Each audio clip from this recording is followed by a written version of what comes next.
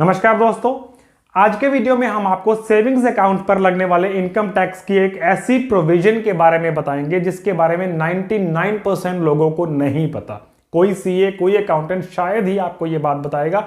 यहां तक कि आप बैंक में जाकर पूछिए, पोस्ट ऑफिस में जाकर पूछिए, उनको भी शायद इस चीज का नहीं मालूम होगा।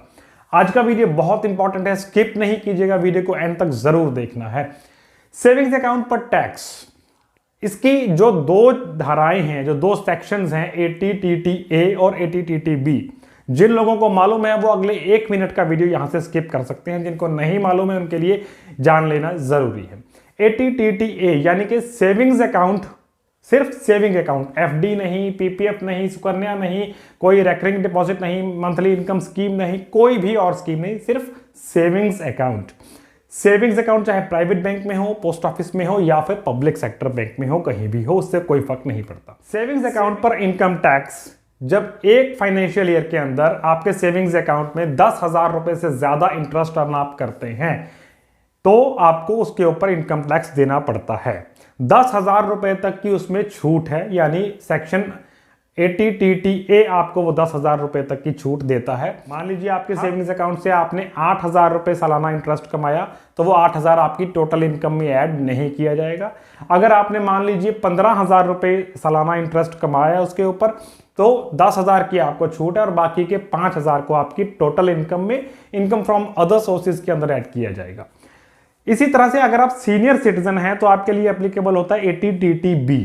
ATTTB क्लब्ड सेक्शन है, यानी कि यहां पर सेविंग्स अकाउंट का इंटरेस्ट, कोई भी बैंक इंटरेस्ट, सभी तरह के बैंक इंटरेस्ट जो टैक्स एग्जेम्प्टेड इंस्ट्रूमेंट्स हैं जैसे कि PPF और सुकन्या समृद्धि अकाउंट, इस तरह के इंस्ट्रूमेंट्स को छोड़ दीजिए।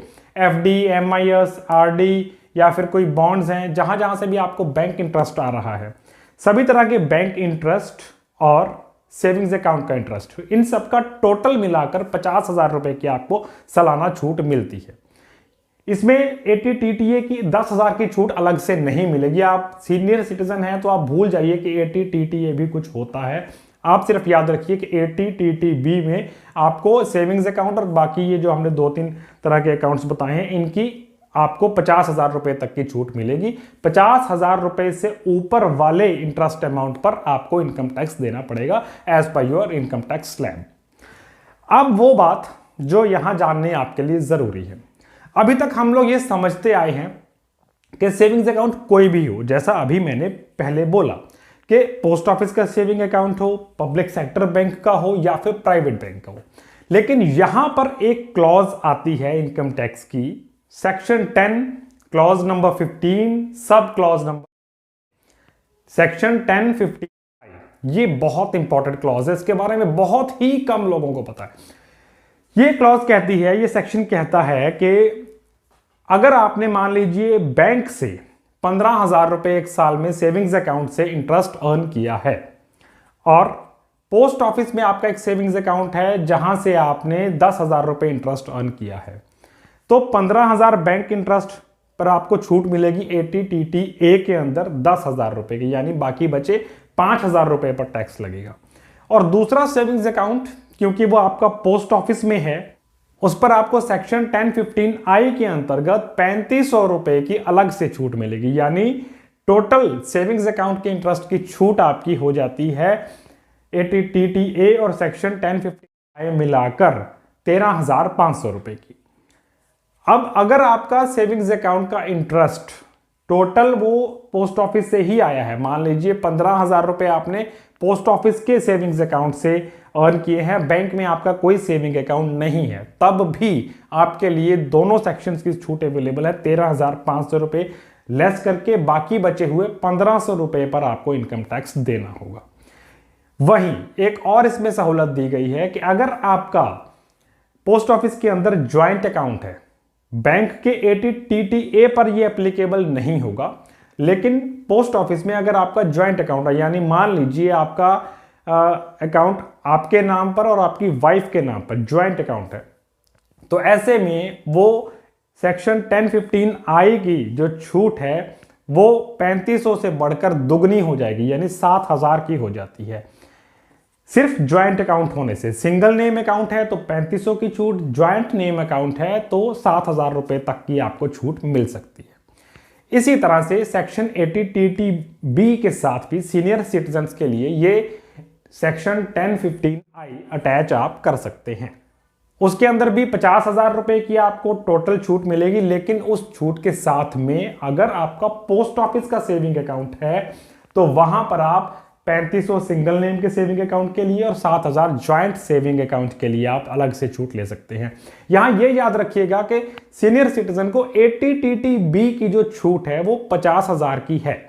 वो बैंक का सेविंग अकाउंट का जो इंटरेस्ट है उसके बीच में ही आ गया, लेकिन जो सेक्शन 1015I की छूट है वो 80TTB के साथ अलग से मिलती है। और ज्यादा अगर डिटेल में जाऊं तो जो सेक्शन 1015I है सिर्फ सेविंग्स अकाउंट पोस्ट ऑफिस तक सीमित नहीं है। जो कोई भी गवर्नमेंट सिक्योरिटीज हैं, गवर्नमेंट के बॉन्ड्स हैं, एन्युटी सर्टिफिकेट्स हैं, उन सब के लिए भी सेक्शन 1015I अवेलेबल रहता है। लेकिन ये जरूर बताइएगा कि ये जानकारी आपको पहले से थी या नहीं थी, और अगर नहीं थी तो क्या ये जानकारी आपको अच्छी लगी। अच्छी लगी तो वीडियो को लाइक करिएगा, चैनल को सब्सक्राइब करना ना भूलें ताकि ऐसे रेगुलर अपडेट्स आपको मिलते रहें। डिफरेंट मूड्स के साथ बने रहने के लिए शुक्रिया। एक एग्जांपल के जरिए समझने की कोशिश करते हैं। मान लीजिए मिस्टर कुमार को अपने बैंक के सेविंग अकाउंट से 15,000 रुपए की आमदनी हुई है और उन्हें अपनी एफडी और मंथली इनकम स्कीम वगैरह से टोटल मिलाकर 70,000 रुपए की एक साल में आमदनी हुई है। तो क्योंकि वो सीनियर सिटीजन नहीं है, अभी उनकी उम्र 60 साल से कम है, तो उनको 80TTA के अंदर छूट मिलेगी। 80TTA के अंदर 15,000 रुपए के सेविंग अकाउंट में से उनको 10,000 रुपए की छूट मिलेगी। बाकी बचे 5,000 प्लस 70,000 जो एफडी वगैरह से उन्होंने कमाया, टोटल 75,000 उनकी टोटल इनकम में ऐड किया जाएगा और उस पर उनको टैक्स देना होगा। वहीं अगर मिस्टर कुमार सीनियर सिटीजन हैं तो 70,000 प्लस 15,000 एक जगह इकट्ठा कर लिया जाएगा और 85,000 रुपए में से 50,000 रुपए 80TTB की छूट मिल जाएगी उनको, और बाकी बचे हुए 35,000 रुपए पर उनको टैक्स लगेगा। अब अगर मिस्टर कुमार का एक पोस्ट ऑफिस का सेविंग अकाउंट भी है जिससे उन्होंने मान लीजिए कि 10,000 रुपए सेविंग्स में इंटरेस्ट कमाया और मिस्टर कुमार सीनियर सिटीजन हैं, तो 85,000 रुपए में से उन्हें 50,000 रुपए की छूट मिल चुकी है। ये हमने अभी समझा। उनको सेक्शन 1015 की पोस्ट ऑफिस इंटरेस्ट की अलग से छूट मिलेगी। जो उन्होंने इंटरेस्ट पोस्ट ऑफिस से अर्न किया है उसमें से वो 3500 रुपए लेस करके बाकी बचे हुए पैसे उनके 35,000 रुपए के अंदर ऐड कर दिए जाएंगे जिस पर उनको टैक्स देना होगा।